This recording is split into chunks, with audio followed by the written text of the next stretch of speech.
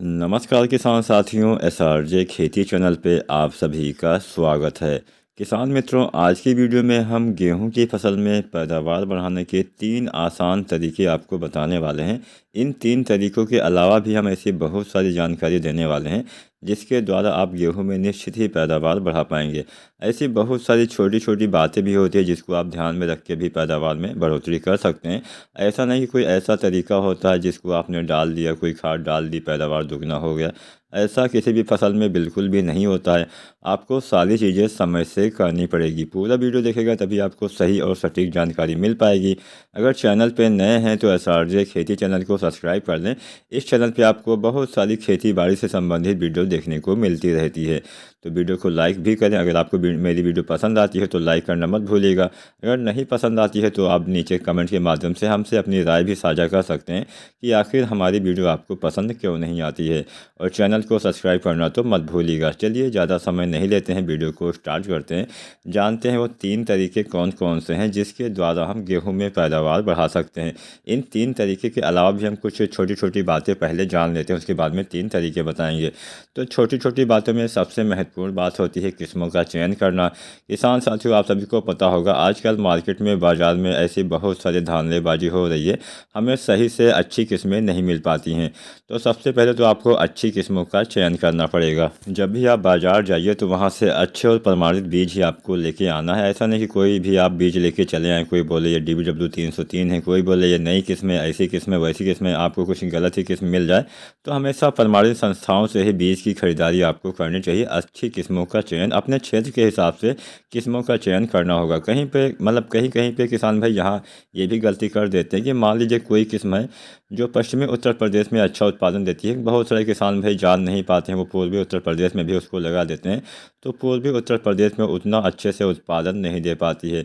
तो जो किस्में जहाँ के लिए विकसित हुई हैं वहीं पे अगर आप उसको लगाते हैं, यानी जो किस्में जहाँ के लिए अनुमोदित की गई हैं, जहाँ के लिए सिफारिश की गई है लगाने की, उन्हें आप वहीं पे लगाना चाहिए। तब आपको वहाँ पे अच्छा उत्पादन मिलता है।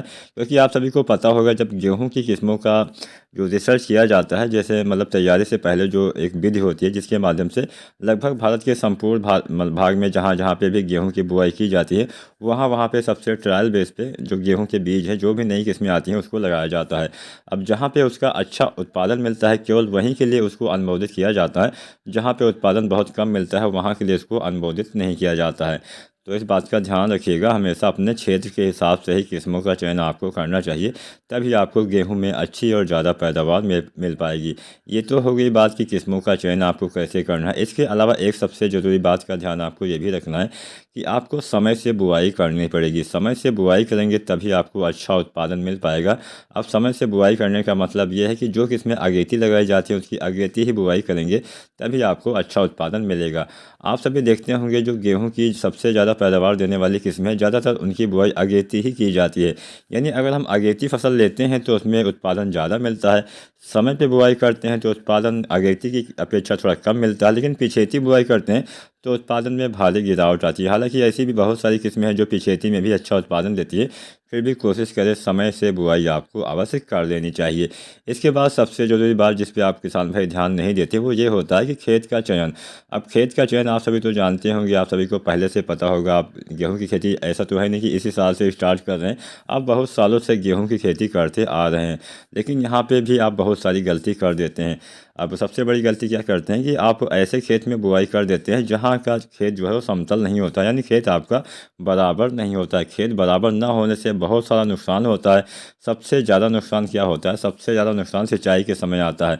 जब आप सिंचाई करते हैं तो एक जगह पे पानी इकट्ठा हो जाता है जिससे फसल वहाँ की कमज़ोर हो जाती है। अब जब शुरुआत में ही आपकी फसलें कमज़ोर हो जाएंगी, आपकी फसल में पीलापन आ जाएगा। जो शुरुआती अवस्था में पीलापन आ जाता है उसको आप बाद में कभी भी दूर नहीं कर सकते। ऐसी कोई भी दवाएँ, ऐसी कोई भी खाद नहीं आती है जिसके द्वारा आप उसको कम कर सकते हैं। हालांकि समय के अनुसार वो कम हो जाता है अपने आप, लेकिन तुरंत कम नहीं होता है। इससे उत्पादन में कमी आती है, उस जगह की बढ़वार रुक जाती है, कल्लों का विकास नहीं हो पाता है, जड़ों का विकास नहीं हो पाता है। सीधा सीधा असर आपके उत्पादन पे देखने को मिलता है। तो कुल मिला के मेरा कहना यही है कि आप अपने खेत को लेबल करवा लें, बराबर करवा लें, और केवल एक बार ही आपको बराबर करवाना है। ऐसा नहीं कि हर बार आपको ऐसा करना होता है। अगर आपका खेत समतल नहीं है तो एक बार अगर आप लेबल करवा लेते हैं तो आपका हमेशा खेत समतल ही रहने वाला है। अच्छे से जुताई करवाए, उसके बाद में बीजों को आपको उपचारित भी करना अति आवश्यक होता है। बहुत सारे किसान भाई ऐसी गलती करते हैं कि बीज को उपचारित नहीं करते हैं। तो बीज की बुआई करने से पहले, यानी गेहूँ की बुआई करने से पहले बीज को उपचारित करना बहुत ज़रूरी है। बीज को उपचारित करके हम बहुत सारे रोग, बहुत सारी बीमारियों से ही बच सकते हैं। तो ये तो कुछ छोटी छोटी जानकारी होगी जिसके द्वारा आप गेहूँ में अच्छी पैदावार लेने की तरफ बढ़ सकते हैं। ये छोटी छोटी जानकारी ही आपको काफ़ी काम आती है अगर आप समय से बुआई करते हैं, अच्छे खेत का चयन करते हैं, इसके साथ साथ अच्छी किस्मों का चयन करते हैं, अपने क्षेत्र के हिसाब से किस्में चुनते हैं, तो भी आप अच्छा उत्पादन, ज़्यादा उत्पादन ले सकते हैं। अब हम वो 3 तरीके भी किसान साथियों जान लेते हैं जिसके द्वारा हम उत्पादन में निश्चित ही थोड़ा बहुत बढ़ोतरी तो होने ही वाली है। ऐसा कोई तरीका नहीं होता है जिससे आप एकदम से, मतलब ऐसी कोई चमत्कार वाली विधि नहीं होती है, जादुई तरीका नहीं होता है। लेकिन हाँ, अगर आप ऐसा करते हैं तो निश्चित ही पैदावार में बढ़ोतरी आपको देखने को मिल जाएगी। सबसे पहले हम बात करेंगे ग्रोथ प्रमोटर की। ग्रोथ प्रमोटर डालने से क्या होता है कि मिट्टी में जो भी तत्व होते हैं आपके पौधे उसको काफ़ी तेज़ी से, काफ़ी जल्दी ग्रहण कर पाते हैं, जिससे जो पौधे का एक ग्रोथ है वो काफ़ी फास्ट होता है, काफ़ी जल्दी हो पाता है। तो यहाँ पे हम सीधा सीधा बात करेंगे सागरिका के बारे में, या फिर आप कोई भी अन्य जो प्रोडक्ट आते हैं उसका चयन कर सकते हैं। फिलहाल सागरिका बहुत जगह पे आसानी से उपलब्ध है, तो इसलिए हम इसी के बारे में बात करने वाले हैं। सागरिका किसान साथियों 2 तरह से आती है, एक आती है दानेदार रूप में और एक आती है लिक्विड यानी तरल रूप में। तो यहाँ पे हम दानेदार वाले की ही बात करेंगे, उसके बाद में लिक्विड वाला भी आपको बता देंगे। तो जो सागरिका दानेदार में 2 तरह से आती है, एक आती है सागरिका जेड प्लस प्लस, एक आती है सागरिका गोल्ड। मेरे हिसाब से आपको सागरिका गोल्ड का चयन यहाँ पे करना चाहिए, क्योंकि इसमें ह्यूमिक एसिड और फ्लोरिक एसिड भी पाए जाते हैं। ह्यूमिक एसिड, फ्लोरिक एसिड क्या करते हैं, आपके पौधे में जड़ों के विकास में काफ़ी सहायता प्रदान करते हैं। जड़ें अच्छे से विकसित नहीं होंगी तब तक आपके पौधे का विकास अच्छे से नहीं हो पाएगा। किसान साथियों, आप सब सोच रहे होंगे कि ये वीडियो तो है कि गेहूं में पैदावार कैसे बढ़ाएं, उससे जड़ों का क्या संबंध है। किसान साथियों, पैदावार बढ़ाने के लिए जड़ों का काफ़ी संबंध होता है। बिना जड़ें विकसित हुए आप कभी भी अच्छी पैदावार नहीं ले पाते हैं। इसलिए हम शुरुआत से ही बात करने वाले हैं। अब आप सोचिए कि अगर हम ये वीडियो 2 महीने बाद डालें कि आप गेहूँ में पैदावार कैसे बढ़ाएं, तो वो समय अनुकूल नहीं होता है पैदावार बढ़ाने का।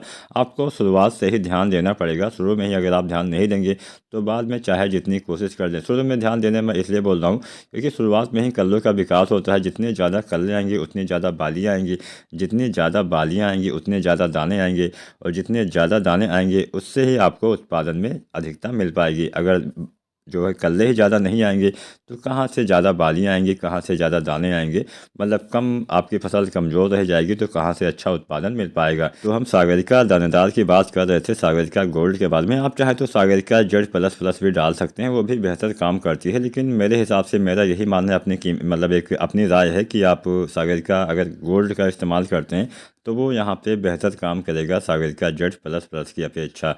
हालांकि दोनों अपनी जगह पे बेहतर हैं। तो सागरिका गोल्ड की आपको 10-10 केजी मात्रा 2 बार देनी होती है। पहली 10 केजी मात्रा आपको बुआई के समय, जब आप जो बेसल डोज में खादें डालते हैं, डीएपी, एनपीके, एसएसपी वगैरह, उसके साथ में देना होता है। और दोबारा से आपको 30 दिन के बाद इसका प्रयोग करना चाहिए। अगर आप 2 बार इसका इस्तेमाल करते हैं तभी आपको इसका अच्छा लाभ देखने को मिलेगा। अगर मान लीजिए आपने गेहूँ की बुआई कर दी है, अभी 1 सप्ताह 10 दिन हुआ, तो भी आप डाल सकते हैं। यानी बुआई के समय डालेंगे तो और बेहतर रहेगा, लेकिन आप बुआई के 10 दिन बाद तक भी इसका प्रयोग कर सकते हैं। इसके बाद में फिर से आपको पहले सिंचाई के बाद में इसका इस्तेमाल कर देना चाहिए। फिर आपको 30 दिन का अंतर नहीं रखना, तब आप 25 दिन के अंतर के बाद भी डाल सकते हैं। तो अगर आपने अभी पहले सिंचाई करने वाले हैं तो भी आप इसका इस्तेमाल कर सकते हैं। हालांकि उतना लाभ नहीं मिलेगा, लेकिन फिर भी थोड़ा बहुत लाभ तो आपको देखने को मिल ही जाएगा। तो पहले सिंचाई के बाद, यानी लगभग आप मान के चलिए 25 दिन के आसपास पहले सिंचाई कर देते हैं, तो उसके बाद आपको 10 केजी डालना होता है। और शुरुआत में जैसा कि मैंने बोला, बुआई के समय आपको डालना है, यानी पहली बार डालने के 30 दिन के बाद दोबारा डालना होता है। 30 दिन आपको समय देना पड़ेगा। अब कई किसान भाई सागरिका दानेदार का इस्तेमाल नहीं करना चाहते हैं, तो वो सागरिका जो आती है लिक्विड, इसका भी इस्तेमाल कर सकते हैं। सागरिका लिक्विड आपको जब आपके कल्ले निकलने वाले होते हैं, निकल रहे होते हैं, उस समय डालना होता है। यानी पहले सिंचाई करने के बाद सागरिका लिक्विड का भी इस्तेमाल आप कर सकते हैं। सागरिका लिक्विड की यहाँ पे आपको 250 से 500 ml मात्रा के बीच में डाल देना है। अगर फसल थोड़ा अच्छी है 250 ml डालिए, थोड़ा सा कमज़ोर है 300 ml 350 ml, ज़्यादा कमज़ोर है तो आप 500 ml प्रति एकड़ की दर तक आप इसका इस्तेमाल अपने खेत में कल्ले निकलते समय डाल सकते हैं। एक दूसरा तरीका भी मैं आपको बता दूँ, दूसरा तरीका है किसान साथियों NPK आपको डालना चाहिए, जिससे अच्छा लाभ मिलता है, कल्ले अच्छे आते हैं और शुरुआत में अगर आप अच्छे से ध्यान देंगे तभी आपको अच्छा उत्पादन मिल पाएगा। तो NPK में यहाँ पे हम पैदावार बढ़ाने के लिए 2-3 NPK आपको बता देते हैं जिसका इस्तेमाल आप कर सकते हैं। पहला NPK कल्ले निकलते समय आपको 19-19-19 डालना है। जब आप सागरिका लिक्विड डालते हैं तो उसके साथ में आप NPK 19-19-19 भी डाल सकते हैं, यानी पहली सिंचाई के बाद ही आपको डालना चाहिए। दूसरा NPK आपको डालना है 052-34। इसका इस्तेमाल किसान साथियों आपको इसका इस्तेमाल बालियाँ आने से पहले गबोट अवस्था में करना चाहिए।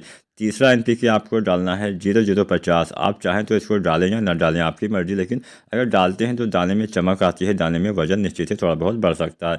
तो 3 NPK आपको डालना है। NPK यहाँ पे 1 से लेकर 1.5 kg प्रति एकड़ के हिसाब से आपको डालना चाहिए। इसके साथ साथ नंबर 3 पे हमने रखा है सिंचाई।